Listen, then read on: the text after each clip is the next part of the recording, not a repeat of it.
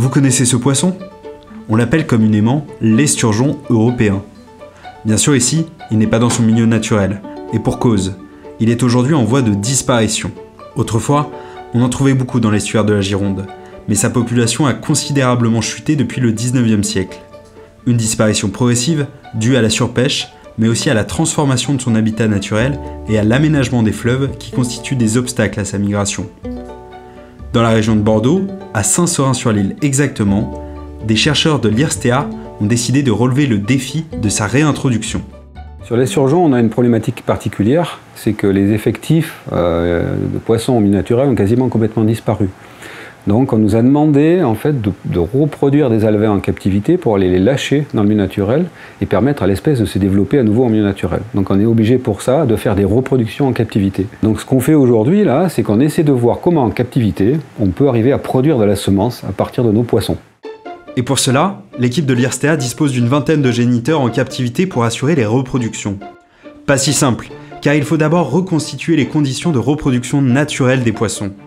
En effet, comme le saumon et la lauze, l'esturgeon est une espèce amphioline, c'est-à-dire qu'elle vit principalement en eau salée, près des côtes, mais quand il s'agit de se reproduire, elle remonte les cours d'eau. Mais alors, comment faire pour recréer ces conditions en laboratoire? Donc on a des bassins de mâles qu'on passe en eau douce pendant une quinzaine de jours. On fait une montée en température de l'ordre de 3 degrés et on stimule les poissons avec une hormone pour obtenir les semences. Et généralement, on collecte les semences 28 à 34 heures après les stimulations. Les gamètes mâles et femelles fraîchement récoltées permettent de réaliser les reproductions. Des recherches sont en cours pour mieux évaluer la qualité de la semence des gamètes mâles.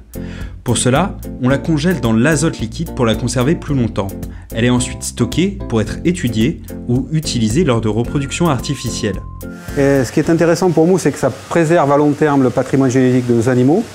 Et on peut utiliser ces semences pour optimiser la diversité génétique au niveau des croisements pendant les reproductions.